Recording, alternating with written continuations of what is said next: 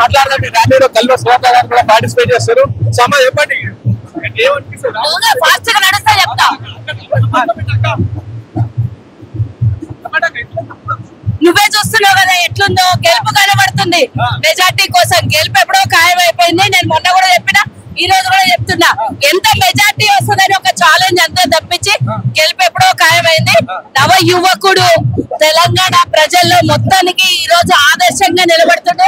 అందరూ కూడా 119 నియోజకవర్గాలలో ఉన్నటువంటి ప్రజలందరూ జూబ్లీ హిల్స్ తరఫున చూస్తున్నారు.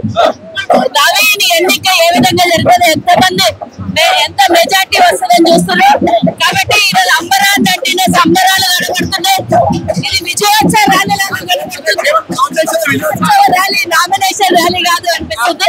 ఏది ఏమైనా అధికారికంగా ఎన్నికలు జరగాలి కాబట్టి వచ్చే నెల 11వ తారీఖున జరిగేటటువంటి ఎన్నికల్లో నియోజకవర్గం ప్రజలందరూ కూడా పార్టీలకు అతీతంగా కాంగ్రెస్ పార్టీ చేయగుర్తు మీద ఓటేసి, యువకుడు ఎప్పుడు అందుబాటులో ఉండేవాడు, ఎప్పుడు మీ సేవలో ఉండేవాడు, పిలిస్తే పలికేటటువంటి అన్న అంటే బిడ్డ అంటే తమ్ముడు అంటే పలికేటటువంటి నవీన్ యాదవ్ ఓటేసి అత్యధిక మెజార్టీతో గెలిపేయాలని కోరుకుంటున్నాను. భారీ ఎత్తున నామినేషన్ ర్యాలీతో బీఆర్ఎస్ బీజేపీ పార్టీ భయపెట్టిస్తుంది. గుండెల్లో గుబులు పుట్టింది. నిద్రపోరు ఈరోజు రాత్రి.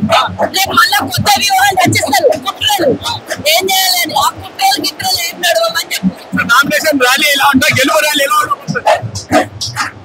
నామినేషన్ ర్యాలీ ఎలా ఉంటా, గెలుపు ర్యాలీ ఎలా ఉండబోతుంది? ఇక చూస్తావు కదా తినబోతు రుచెందుకు.